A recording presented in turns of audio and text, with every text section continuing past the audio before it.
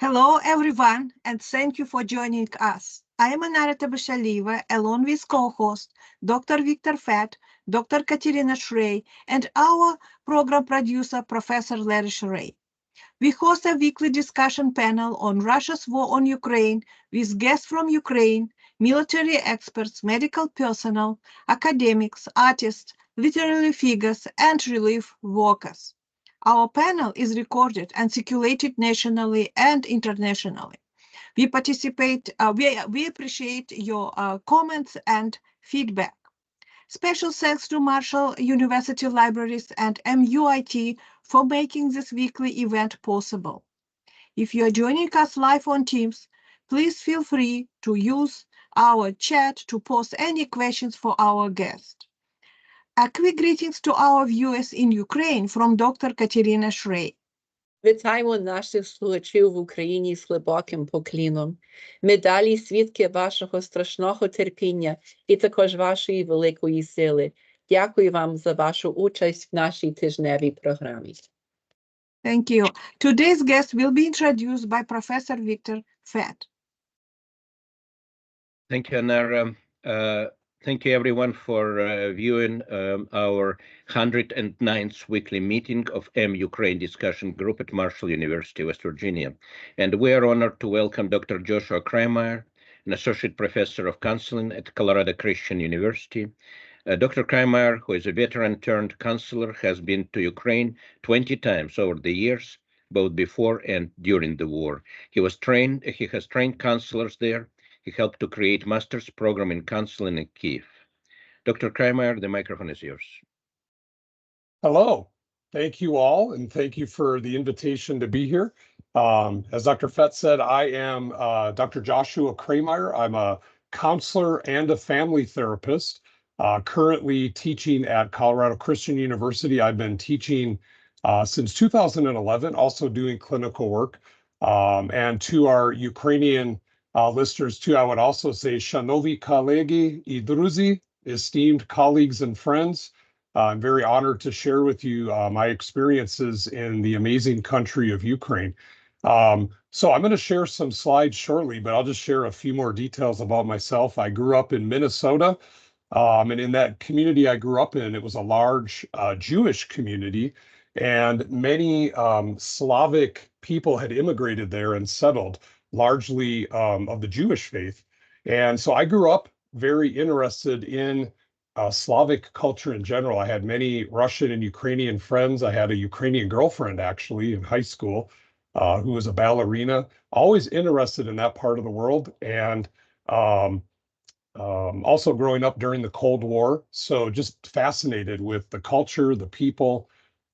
Fast forward to getting out of college, I joined the Army and was able to start in the Army as a Russian linguist. I didn't choose that language initially. They give you a language, but I was able to transfer into that language, which I was interested in learning. And that became my job. I did 6 years in the US Army. I deployed to Kosovo in 1999 and also to Iraq in 2003. After that, I prayed about an opportunity to continue to use the language and was able to do a few things. I was in Springfield, Missouri for a while, a very fairly rural area, and I heard an advertisement on the radio to translate for adoptive families of Russian children. And I still get calls once in a while. I'm still on their list to translate for the kids, and it's usually something fairly simple, but I help in that way. So I had this connection to this part of the world for a very long time. And then the most recent connection started during my doctoral work. I also was prayerful at that point of a sign that this was the right thing for me to do. And I walked in the room and heard somebody speaking English with a Slavic Russian accent. And I went over and I said in Russian, I said, "Вы говорите по-русски? Do you speak Russian?" And native speakers in the US aren't always extremely, they're a little unsettled sometimes when you ask. And so her response was, "Why? Why are you speaking Russian to me here in this place?" Well, anyhow, this person ended up being Dr. Olya Zaporozhets, a Ukrainian national who was a professor in my program. And this was in 2015, she had started taking trips over to Ukraine at the behest of a small church group who was dealing with the then, it was the beginning of the war when Russia had annexed Crimea and there was unrest in the eastern provinces of Ukraine. So the church became the de facto mental health service in many areas. So this church had reached out and we went over and did what many people have done now is psychological first aid type of training. We did that in 2015. And with my language background and interest in that part of the world, every single class in my PhD program was related somehow to Ukraine. And I got hooked in helping this program develop. And it developed from a basic trainings to us hearing from our colleagues there that we needed more and more and more. They just kept asking for more. So fast forward to 2016, we got an accredited KCREP program. It's not KCREP, it's the international variation of KCREP called IRSEP, the International Registry of Counseling, Education and Related Programs. So we had the charter counseling program and we had over 200 trauma therapists trained before the invasion 2 years ago. So when people talked about having resources at the border, I try to stay humble in it, but I was very proud that we had trained trauma therapists in basic counseling and also practices like EMDR and cognitive processing therapy. So we have an institute. We have a clinic that faces the community. It's a community-based clinic. And we have a nonprofit called International Mental Health Consultants.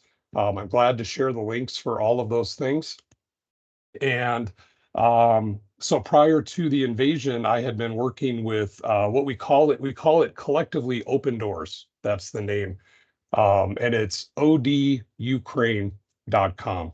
Again, I'll share the website link information, but for those that want to check it out. So Open Doors, we got asked by the government, went to a meeting and the Minister of Health at the time actually asked us to build a national PTSD center. And that is the most current iteration of what we're doing. We have been doing so much during the last 2 years to help mitigate the impact of war, however we can do that. I've done a lot of retreats for military families. I just got back. My most recent one was in February, doing a retreat for 10 Ukrainian military families. But then we're also working on getting this land and this center built. So we own the land. We raised funds to buy the land. We have an architect that developed a plan. I can show some pictures of that and share the link for that as well. In addition to Open Doors, I have most recently gotten a grant or a contract with the United Nations International Office of Migration. So I've also been doing work with them. Yeah, Dr. Smith. Hello. Hi. So sorry to interrupt. No problem. Are you talking about the Ukraine Institute of Trauma Therapy in Kyiv? That's the one. Do you want me to put the link in the please. chat? All right, Please, I'll do thank that. you. Yeah, Okay. yeah. Thank you so much. So Dr. Smith will put that link in the chat. It is the National PTSD Center, for lack of a better term. We're calling it the International Trauma Institute. That is, again, at the behest of the Ukrainian government. So Open Doors and our team has been working on that. I'm actually going this July to do a pilot retreat for them, and we're going to be doing it near Kyiv. And then the idea is that we don't have a building yet, but they want to see how the retreat works. So that is the quick summary of everything. Let me share a little bit on my presentation here. Let's see if I can get this. Give me just a second. I had it all set up. Should be it. All right. Can I get confirmation that you guys can see my presentation? Yes. Yes, Yeah, it we looks can good. see it. Thank you. If you start the slideshow, yeah. Yep. Okay, we can see Except- your notes. Yeah, I don't need All right. that. I just Now need... we're back to your desktop. Okay, hold on. I know what I need to do. I need to do this, this, and this. That should be good. That's it. You're good. All right. So I literally am so honored and proud to call this building the field of counseling. The field of counseling did not exist in Ukraine before we went. And we were very aware of not being culturally imperialistic, saying this is what you need to do. But all of our psychology colleagues, many of whom had a bachelor's degree in psychology, and then they're able to practice as psychologists, understood and knew that they needed some more foundational skills and basic counseling skills and definitely trauma therapy. So we collaboratively built this field, and we started prior to the invasion 2 years ago. We had an ethics code that they wrote, our Ukrainian colleagues wrote, and it got codified into law for the country.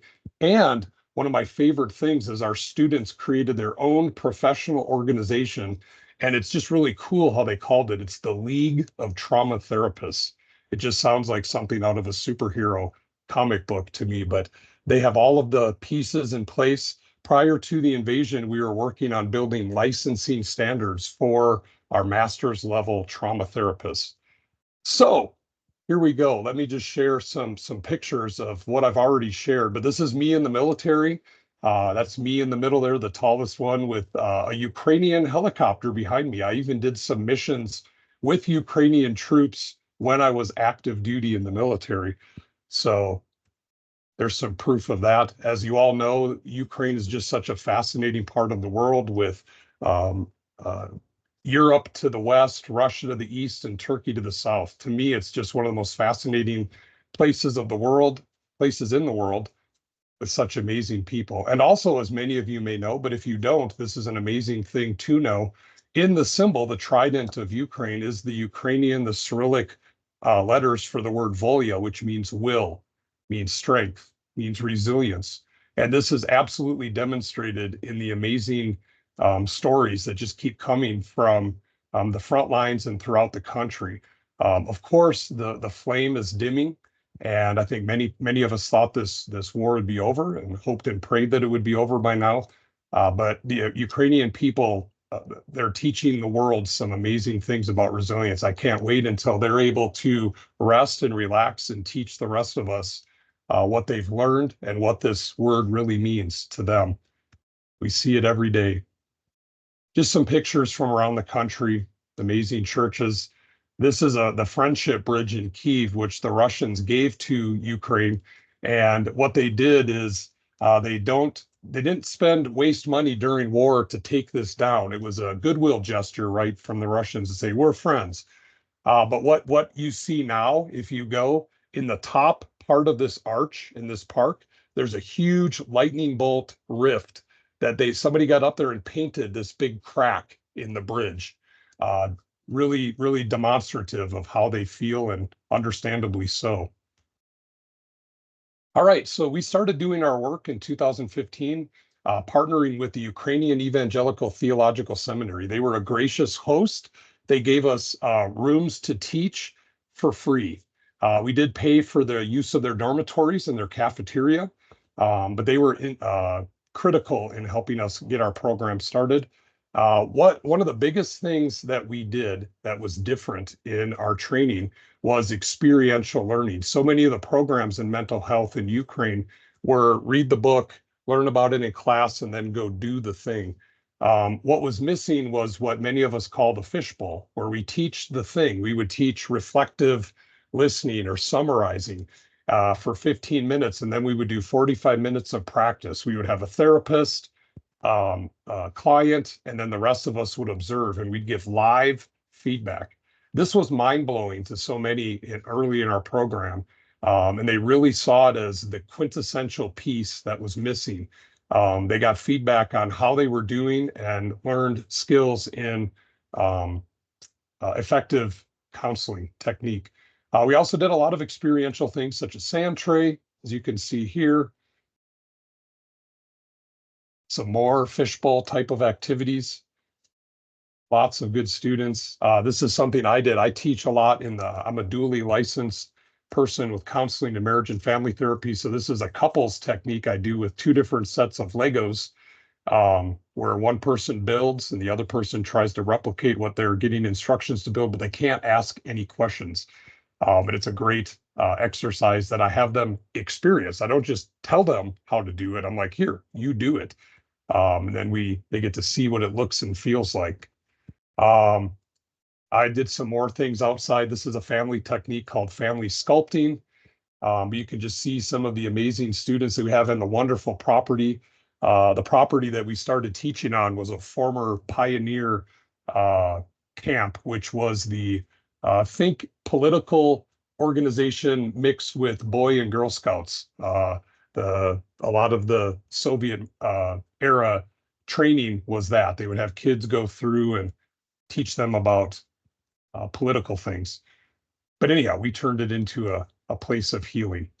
This was my first group that I ever got to work with. And the thing that I learned was amazing. I'll just share a brief story here. I said, the end of the week of teaching basic counseling skills 1, they said, oh, we have 30 minutes left. We want to see you, the master, demonstrate. And I said, well, I don't know about that. I'm just a man, here trying to teach you some things.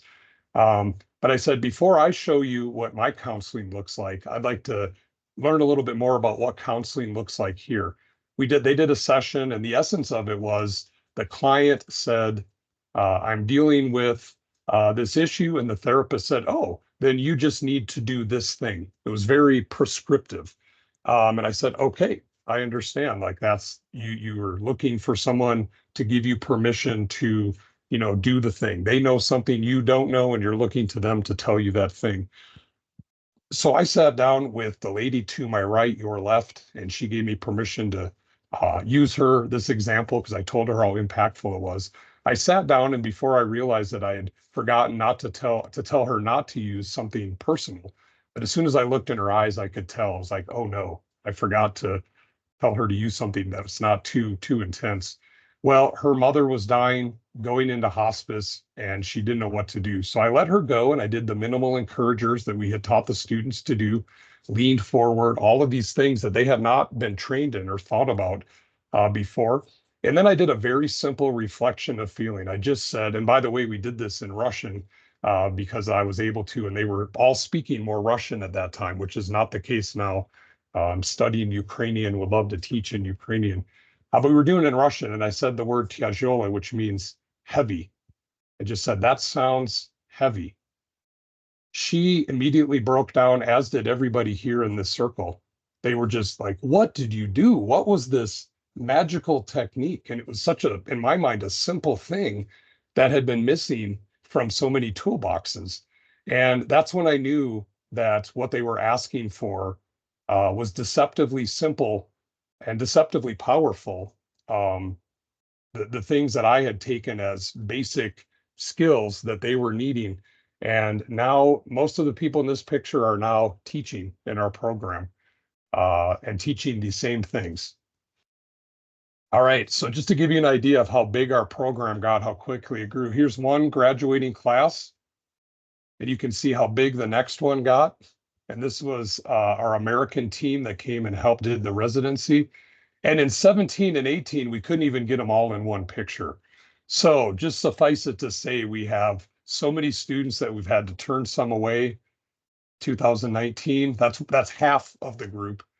We had to move from the biggest room that they had on campus to more rooms and just some more things. So we've been connecting with so many places. This was with the Catholic University. We have found favor and open doors in so many places in so many ways. These are 2 of my daughters that I got to bring with me. My oldest to my left there, she stayed for 9 months. And my middle daughter, the blonde to the side, and we stayed just for the summer. And we started building our own counseling center, which I'll show you some pictures of in just a second. But we've also found favor with government entities in Ukraine. This was a meeting that I was asked to go to early in our program. We were already talking about our program as a master's degree. And they said, hey, can you come talk about what we're doing? I said, sure. And we went to this meeting, as you can tell, very official, formal looking meeting. I said to my handler, Dr. Zaporozhets, I said, who's that over there? She said, oh, that's the Minister of Health. I started to get a little nervous. I'm not nervous speaking, but this kind of setting threw me a little. We had the Minister of Health, the Minister of Education, the Minister of Defense. This was a cabinet meeting for Ukraine. And I was just so honored and humbled to be able to talk to this group. And I've established some great connections with them. They brought me in as they say, international expert at different times. I always don't like that title myself, but I'm helping where I can. And so we found some great favor there. This is the White House of Ukraine. We got to meet with the president and his administration. We also had the veterans. This is Dr. Zaporozhets and Natalia Zaretska. We got to bring her to the US and I got to show her what our Department of Veterans Affairs did while I was working there. I worked several years in our US Department of Veterans Affairs, and I got to bring the president's attache for Veterans Affairs to the US. So just amazing level of relationships and lots of media coverage. This is Voice of America. I did an interview with them. I was on the Ukrainian NPR, basically, doing an interview. And then Radio M is one of our favorite places to go. We know one of the DJs, actually two of the DJs. One of them is our student, and the other just helps us get word out on things. But let me share, this is the final stretch. This is our team. Dr. Zaporozhets is standing right to my left, then my daughter Annika and my daughter Tegan. And then one of the most amazing humans I know, this is Oksana Savak. She's the former Deputy Minister of Health. She's the current Deputy Minister of Veterans Affairs of Ukraine. And she is our Open Doors Clinic Director. She's temporarily stepped down while she's doing this Deputy Minister position. But she is still connected and helped start our Open Doors Institute and Center. And her amazing husband, Alexei Savak, who is now a special ambassador for Ukraine, doing various things around the world, he used to work for Google, so he has a virtual reality headset and has high definition footage from all over the front lines of Ukraine. And he goes around the world meeting with world leaders to show them what's going on. Number one, that there's still a war going on in case we forget.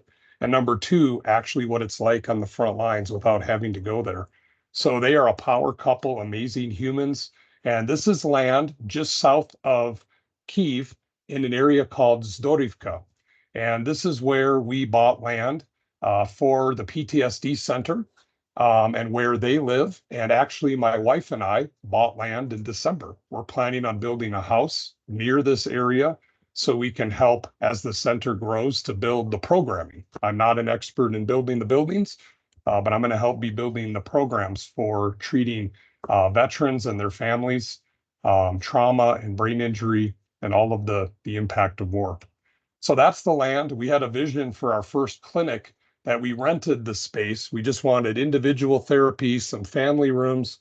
And we wrote this out on the back of a napkin on a train from Lviv to Kyiv, kind of like J.K. Rowling did with Harry Potter. And we went to the first place we rented. This was the team that was going to look for places. We found a place that matched our dream vision exactly. My daughters got to help build all the furniture. Even our leaders got to build. So they are not afraid of sweat equity. I always like to show that picture. And Alexei and I, we were hanging curtains in the clinic. And then we had an opening festivity. We invited all kinds of people. We had probably about 50 or 60 people show up to the opening of our original center. And again, there's the website that Dr. Smith also put in the chat. For the clinic, and then also IMHC is our nonprofit arm. And the Ukrainians really like saying this. This was not our idea. They said providing US standards of care in Ukraine. To them, that's a stamp of quality. And they were very adamant about us putting that. So this is still kind of our marketing.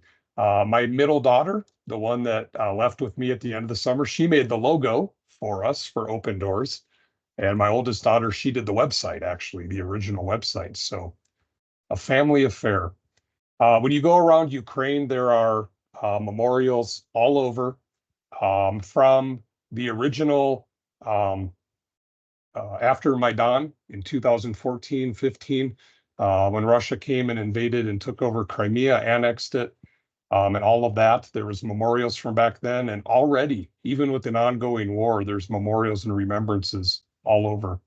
So here are some of the things we've done from the foundation of our clinic. This was the first ever retreat that I did on the right, and on the left is just one of our classes. We sit in the rooms with the students, and we usually have one extra open, empty room to do experiential things. But I really want to highlight the one on the right, which is the family retreats.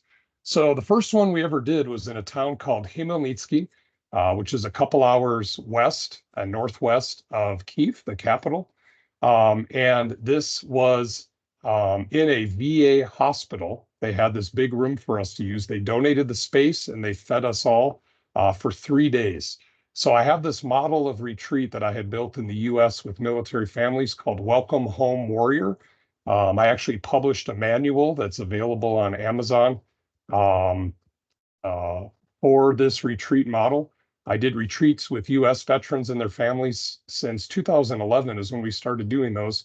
And I modified the model to bring it to Ukraine, and it's been incredibly effective. We found it to be incredibly helpful and effective. These are some of the activities we do during the retreat.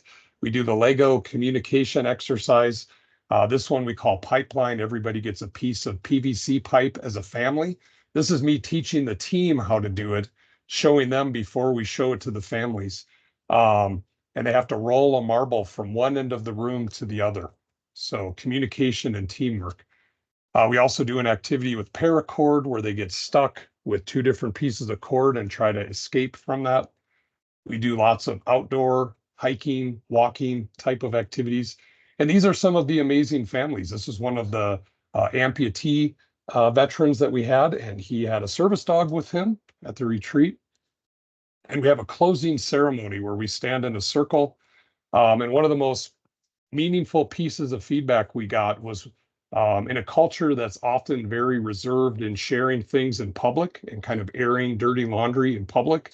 I was very moved by the fact that when I asked for reflections on the experience of this retreat, a lady rose her hand almost immediately and said, "Before this retreat, we were ready to get divorced, and now I can see us growing old together again." That was like the direct translation. I will never forget that. What a gift that we were able to give in helping these families heal as much as we could in 3 days. But we really did get them oriented to therapy also and told them that if they felt this was beneficial, we wanted them to also plug in with ongoing care. So this is the VA hospital and the team that we worked with and some of the VA workers. It was a great, great team. And we've continued to do these things. We worked, this was a tour of Khmelnytsky. We got to go to other healthcare facilities and see some of the treatments that they used. Just some other random pictures. Let me see. Yeah, and then these are more recent. The last few pictures here, just my wife and I in Kyiv. And in the capital, they've brought in some of the war trophies to remind those in the urban centers that there is still a war going on, lest we forget. And also the spoils of war is kind of a mindset thing, right? Saying, hey, look, we are having successes here, despite what you see or think or feel. We are pushing back evil as much as we can. Okay, so these are the final few slides. This is most recently, I've had a contract with the UN, International Office of Migration. They formed after World War II, and they go in where there is war and help with internally displaced peoples. I have been training psychologists in trauma therapy. And this training that you see here was specifically working with families. So what I did, if you can read the Ukrainian or even might understand what that image is on the screen in this picture, it's the Gottman Sound Relationship House that John and Julie Gottman created. So I was teaching them some basic fundamentals of family therapy. We've also done work with churches. This is Pastor Vasily, and this van, they rescued 180 children that had been taken by Russian forces and evacuated them from camps that they had been put in. The military liberated the area. The church helped get the children out with these vans. They raised funds, bought these vans, and evacuated children very recently. This was back in December of last year. So most currently. Just a few more images. These are the final images of, how resilient Ukrainians are. You may have seen the image of Ukrainian farmers pulling Russian tanks off of the battlefield. You may have heard the story of the Russian grandmother who not only made Molotov cocktails early in the after the invasion, but also walked up to a Russian soldier and put sunflower seeds in his pocket and told him that she wanted something beautiful to grow from his body when he died on their land. Dark, but also very emblematic of what we're fighting for, how strong the Ukrainians are, and how they are all doing their part to help. On the right is a friend of mine who takes spent shells and cartridges, paints them, and then auctions them off. So she does this on Facebook, raises funds, uses the funds for drones. She gets drones and medical supplies.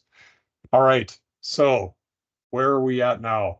We're trying to build this PTSD center. That's our primary focus, and setting the stage for what's next. Hold on, stop sharing. There we go. Setting the stage for what's next. The history of mental health has always been commingled with war. As many may know, after World War II, much of the West said, hey, people were told, you're not getting fired at. Get a haircut, get a job, and you'll be fine. But they realized, no, there's things that we called back then shell shock, soldier's heart. And the modern contemporary counseling as we know it in the field of mental health really became what it is because of money and research that went into studying the impact of war after World War II. Career counseling, personality testing, all of that blossomed during that time. Fast forward to Vietnam, this is when we had the diagnosis of PTSD. We said we need to understand this even more. So in the West, this has always been the case, and this is what's happening in Ukraine. That this war, there are many lessons that are being learned. Not many people knew what to do with trauma in an ongoing war. The only ones that I knew that I got in contact with were Israelis who had ongoing war and conflict and had some ideas about how to deal with trauma, whereas most outpatient therapists these days would say, I will deal with the trauma after the car accident happened and you're back to normal life, then we can start treating it. Well, that doesn't necessarily work the same way, some of the protocols and treatments. So the Ukrainians have been studying, and I've been helping them try to come up with some ideas on how to effectively mitigate the impact of war while there's an ongoing war. So we're learning about that. We're learning about brain injury, amputation, because thank God there's great medical care that helps people survive injuries that would have killed them in previous wars. But that means there's a lot more people that are dealing with the seen and the unseen injuries, physical injuries such as TBI, brain injury, and amputated limbs, and also the invisible wounds like PTSD, et cetera. So thank you all so much for listening to my quick run through the past several years of my life. As a reminder, I'm getting ready to build. We actually just got an email today from our architect to build our house south of Ukraine. Our plan is to be 50-50, to be able to do things here in the US still and then be there as much as possible. I was there most recently 6 weeks in December into January, and then I did another week in February. I'm heading back next month in April and May and July. The only thing I would challenge, Dr. Fett, that you said, I misspoke in my summary that I sent. I've been to Ukraine so many times, more than 20. I had to get a new passport last year. So I don't even know. I've lost track of how many times I've been there. But I will keep going until they tell me I cannot go anymore. They haven't stopped me at the border yet. So there's much work that needs to be done, and I feel honored and blessed to be doing it. So thank you. Thank you. We're honored to have you, and this is amazing what you have been doing, and we wish that you would do it as long as it is needed. Please, questions and comments from our panel, from everyone. I'm sure we have a lot of people wanting to ask. Please, Dr. Deutsch, our former graduate dean of Marshall University. Hi, thank you for your presentation. It sounds as though initially you went over and taught pretty traditional techniques using Legos and all that. But as trauma set in on an individual basis, to what extent did you modify your techniques and how did you modify them?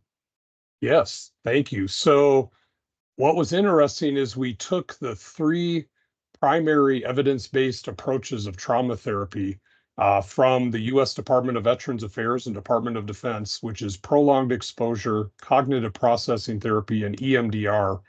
And the students there didn't like prolonged exposure at first. They thought that was a little too intensive, where you kind of flood the client, and have them record a retelling of their trauma and listen to it. So we moved up a little bit and said, well, let's try to we'll try to start with CPT, then cognitive processing therapy, which is very similar to cognitive behavioral therapy, where the idea is there's an underlying irrational thought that we're trying to get to, or what they call in that model a stuck point.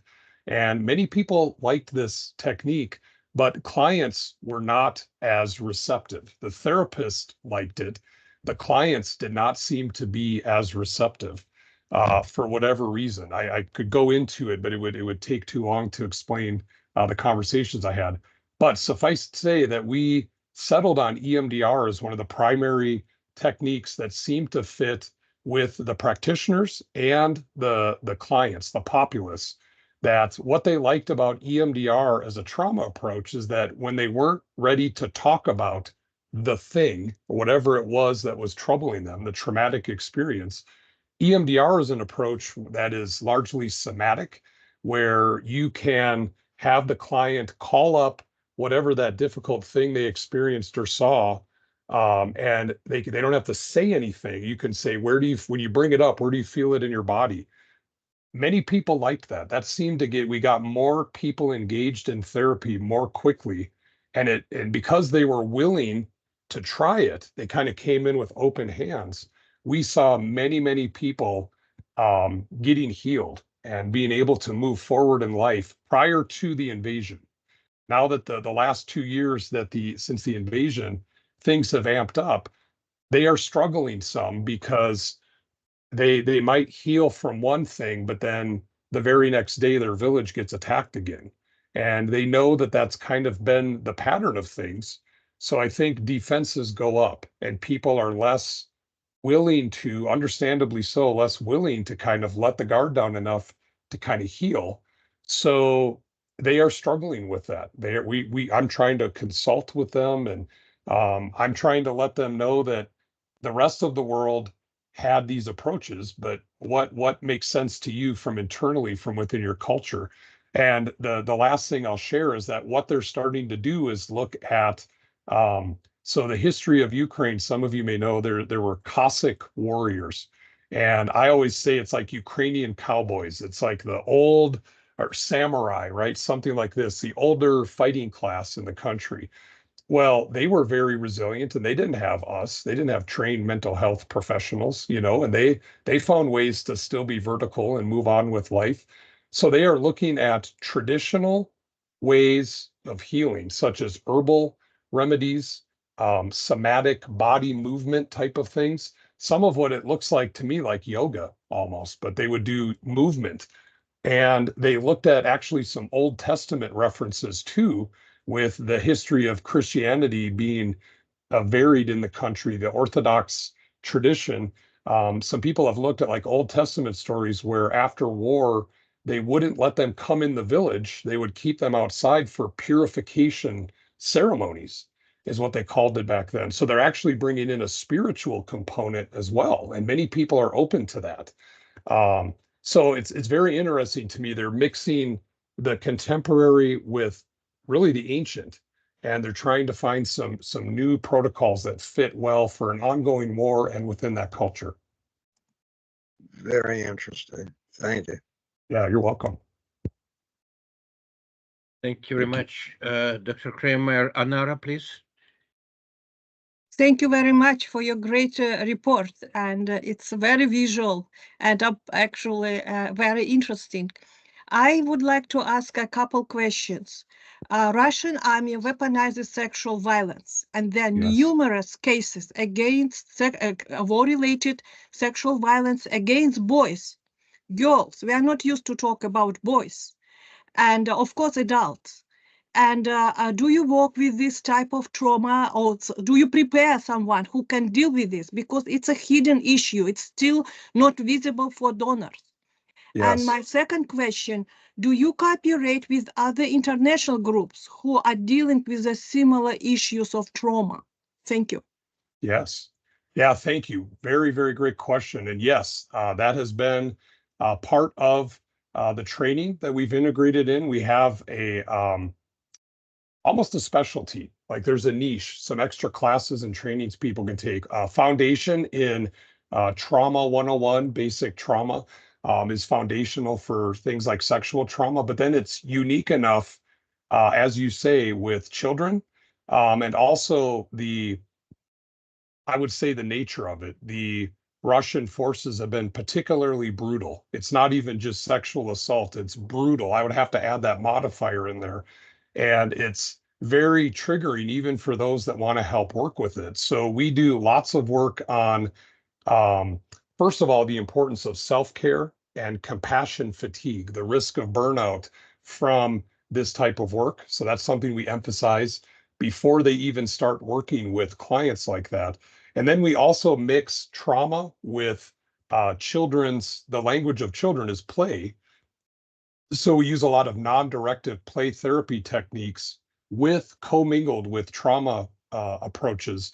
And then the third thing we do is we realize that there's even a higher level of stigma and I think shame that can come where parents feel like they let their children down, didn't protect them, or they don't know if it's an older child, they might not feel comfortable talking about it. They might be scared to talk about it. So there's even more stigma than normal, like a typical thing that I want to talk about. So we've been doing a stigma reduction campaign. We've talked with families. We tell the therapists they need to work with the parents also, not just the child. All of those things come together. And yes, we are very aware and have been training our trauma therapists. We have a few that really kind of specialize in that. And I've brought in experts from the US. I have a friend who was one of the lead trainers for the VA in the US military sexual trauma program. So I brought her in, and now she's continued to do trainings for us. Liz Sweeney is her name. Yeah, and then I'm sorry, your second question? The second question was, do you cooperate with similar groups, Yes. international groups, Yes. dealing with trauma? We do. So one of the first groups we thought to reach out, like I said, was the Israelis. And we started with, some of you may know EMDR has a group protocol that's really good for stabilization, GTEP. And we worked with our Israeli colleagues to implement and facilitate those protocols. You can treat large groups of people at one time. So we had a weekly ongoing group for the whole first year after the invasion, and I think even beyond. It might have been more. And I think now we've spread out that group. So that was our first group that we worked with.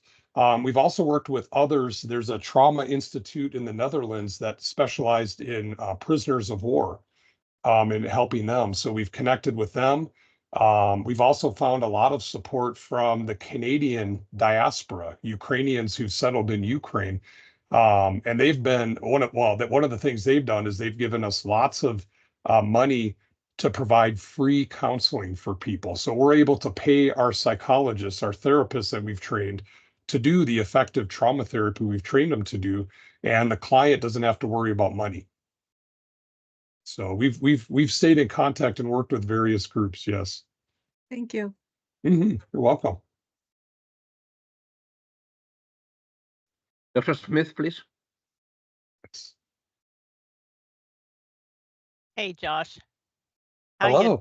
How you doing? Doing well. Good to see you. Oh my gosh, I'm like bouncing up and down in my chair with like, oh my gosh, this is so amazing. Um, Thank you. You said back when you were answering Dr. Deutsch's question about the various approaches you used, like prolonged exposure and cognitive processing therapy, and then you landed on EMDR. I was just like, I was wanting to chirp in there, chirp, chirp, chirp, chirp, chirp, chirp. The reason EMDR, and I don't think we've ever defined what EMDR stands for. It's eye movement desensitization and processing. That's what EMDR stands for. Reprocessing, eye movement and desensitization reprocessing.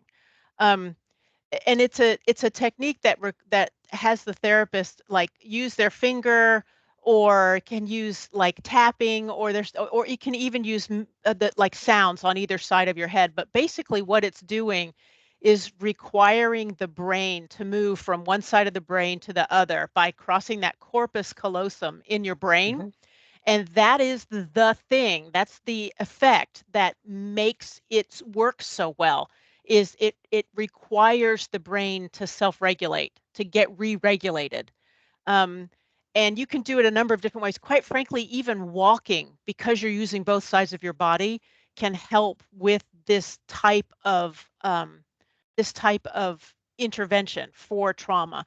But I thought I also wanted to jump on the fact that what you're doing is largely somatic, and that goes along with Bessel van der Kolk's book about how the body keeps the score. But the more that we can tap into movement and symbolism in particular, if we can find ways to tap into movement and symbolism together, that's where the really good stuff is in terms of therapeutic effect. And I know you know this better than I do because you're doing it. You know, I teach about it all the time, but you're actually doing it with real people in real time in the context of an ongoing war.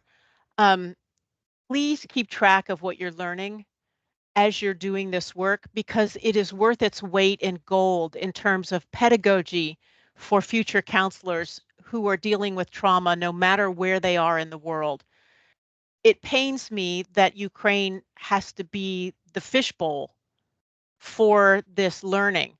Mhm. Um, I've started coming to this Ukraine podcast because of you, Joshua, because of the work you and I did where we presented on Ukrainian culture at ACA back in Toronto a couple years ago. I realized I needed to learn a lot more about Ukraine and a lot more about what you're doing. And so I started coming to this Ukraine vodcast. And these people that you're speaking with, they're very humble, but they are amazing. I And can tell. I Yeah. wish you could have been here last week for Dr. Fett's essay on the Russian culture and how he's trying to make sense of his multiple and intersectional identities with having a Russian background and yet seeing what's happening in Ukraine. There's so much here. I don't even know how to unpack it all. So all I wanted to say is thank you for being here, A, and B, please, please, please be writing down what you're learning because there is so much to share. There's so much to share. Yes. Thank you. Thank you. I Yeah. didn't even ask a question. I just was like Susie rah rah. No. Yeah. Well, no, but thank you for that, for clarifying EMDR first. And then your last point there, I would just say we are one of the, well, we started a PhD at CCU, where I'm at currently, and we were founded out of Regent University and their Yeah. PhD.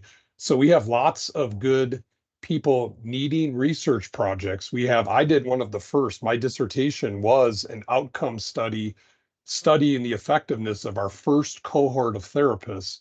And I compared it with data in 6 different European countries in the US, and it was statistically significant. So our therapists were helping bring down what needed to Yep. be brought down and bring up.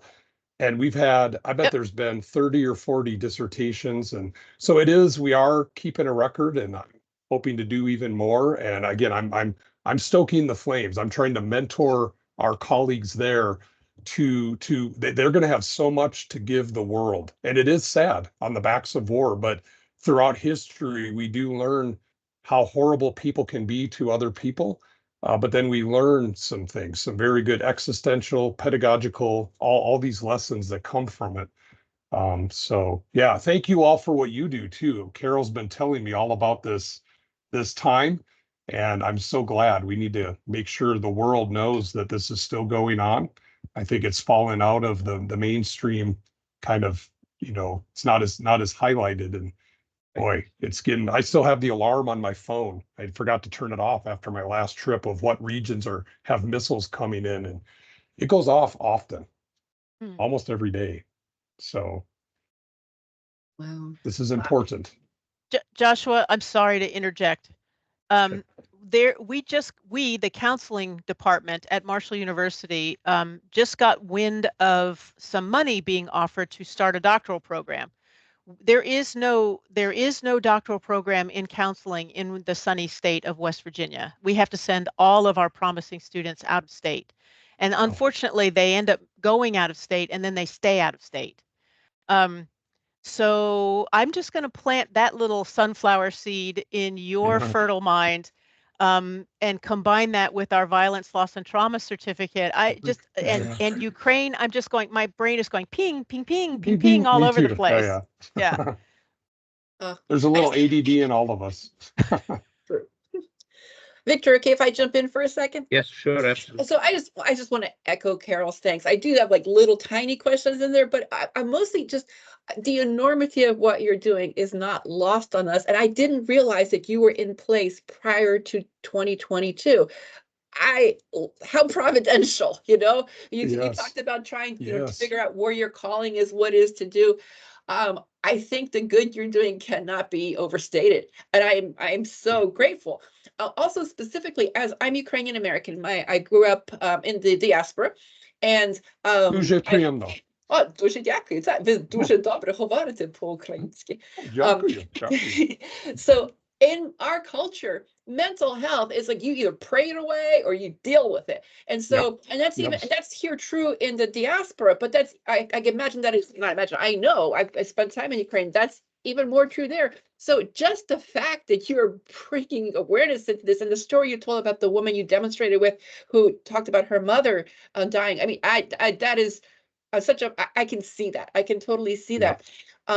We're about the same age. And in the 1990s, I would go to Ukraine, and for a number of reasons, but my official job was to teach English as a second language, mostly to, there's different groups, but I was associated with the Ukrainian Catholic University in Lviv, which I'm not sure if that's the university. Yeah, you had an evangelical. It was Boris Kujak, but or I'm trying to think who's there now. The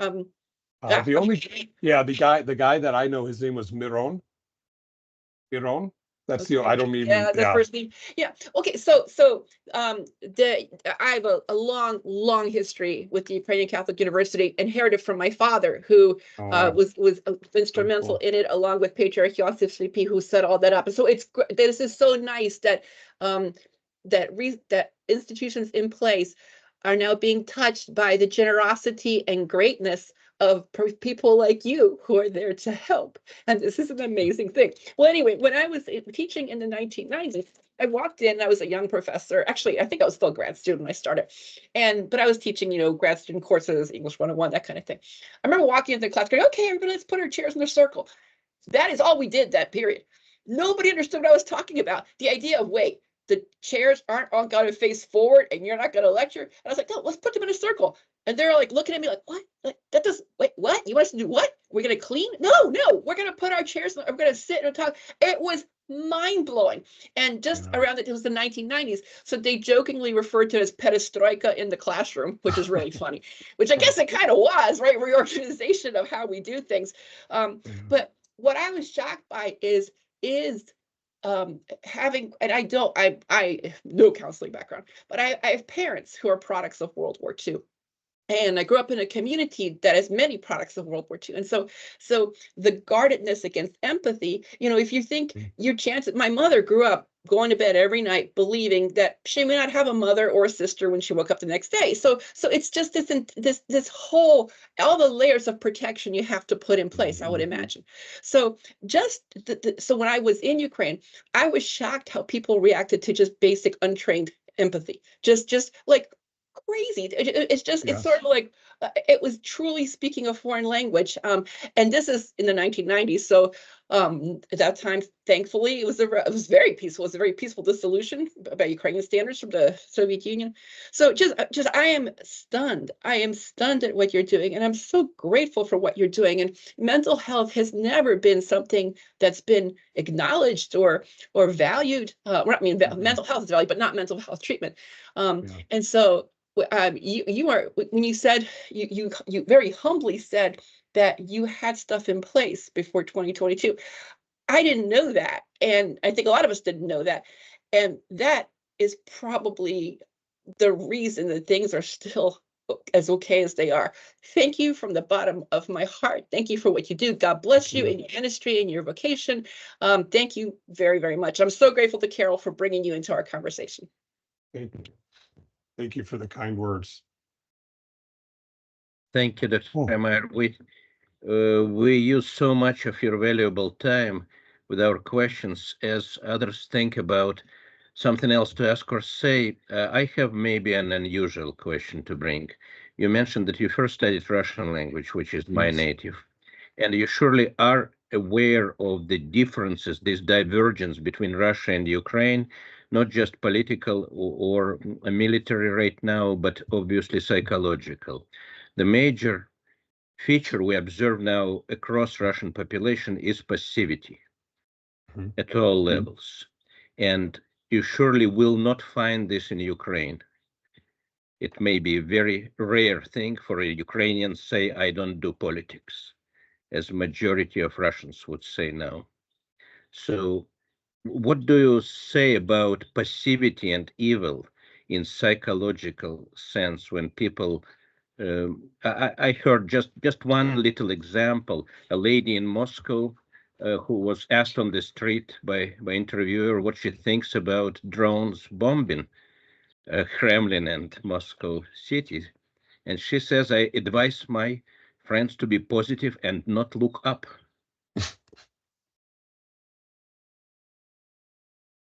Yeah. So these people literally sequester themselves by millions from fear, obviously, Yes. from the rest of the world. And it is my pessimistic estimate that while people like you can and others can heroically bring changes to Ukrainians, it will be extremely hard to do this in our generation to Russians.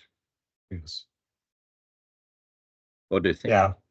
Well, I thank you. That's a great question. I think well, first of all, I think we could have another hour. I would love to just talk or more on this. So yeah, growing up, not Russian myself, but growing up in that culture, really, we had so many Jewish and Slavic folks that we got all the Jewish holidays off. I mean, it was 60% Jewish in my school. And I mean, literally, I would hear Russian every day in the hallways and Ukrainian. Um, so I do feel like I understand more than the average American, and also all the time I've spent over there. And I do feel related to what Anata said, the generational trauma that's occurred throughout that part of the world, a constant rule of fear, and also just war sweeping in and out. I mean, I believe that's part of why Putin reacted, because, there was, not to get too into the politics of it, but NATO saying we won't encroach towards you.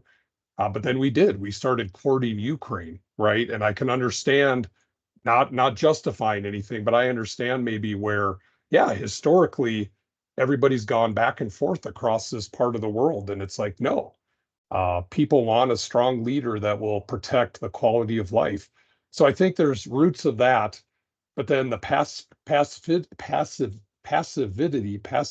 being pacifistic becomes a natural progression of that, by having constant, ongoing generational leadership that says, I will take care of everything. You don't need God, you don't need a father, you don't need anything. The government will take care of it all. That's kind of the summary of a lay summary of what a certain political ideology would say. And when people have that, and if you step out of line from that, you disappear, you know? I mean, that's literally what was happening. This is what you get. And, you know, it takes courage to stand up. The most current person that stood up, I forget the guy's name who just died in prison. You know, trying to stand. Yes, yes, thank you. I was blanking on the name. It's scary. It's very difficult. You know, I would be scared if I felt called to go there. If I saw God spell it out in the clouds, I would have to say, "Are you sure?" Like, I don't know if I feel like I want to go there to parts of Russia to try and enact some of this change. So I do feel like information is much more powerful than many people realize. People talk about propaganda, and we are creatures of habit that get conditioned by many of us in mental health know this. The behavioral we reacted to behaviorism, said we got to use our head, and yeah, we got to get into the thoughts, but we're still behaviorally driven, and we can easily be manipulated, the masses, to to being passive. And all it takes is for a generation to be passive to let great evil be perpetrated upon other people.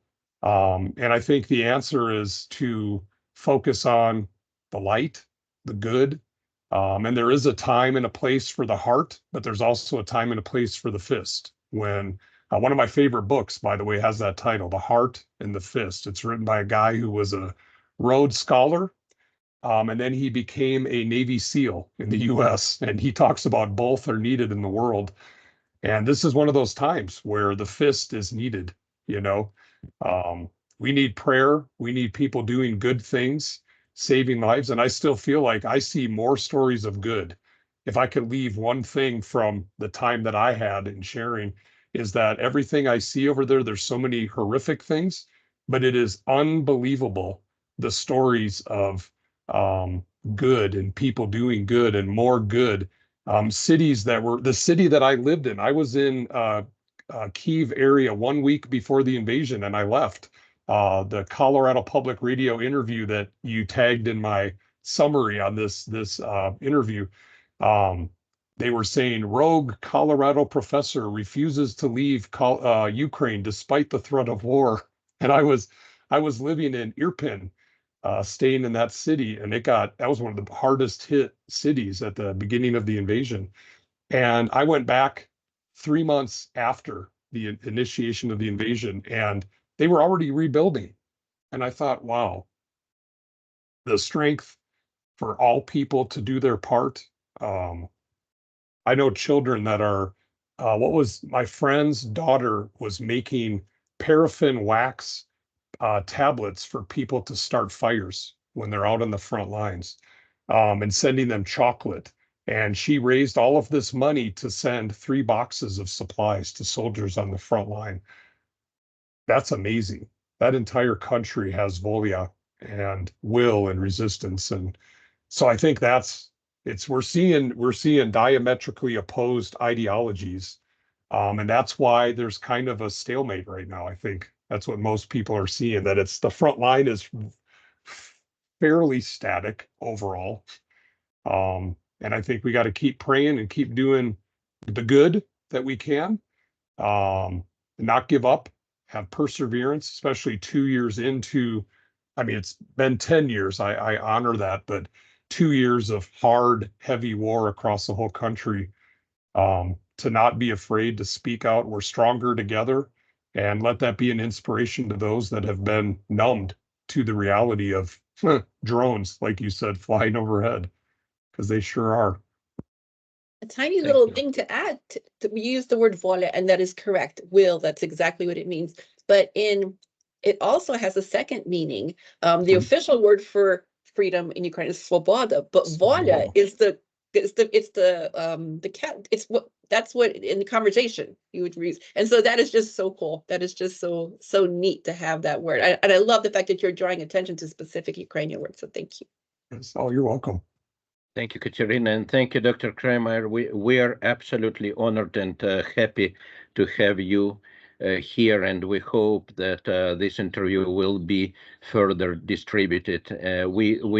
If we're doing anything useful here, it is to give platform and to disseminate in English to those who do not know and want to learn, because this is exactly why we started this program, Anglophone program for Americans, for our students and faculty and like, and anyone who wants to do it. God bless you for all that you are doing.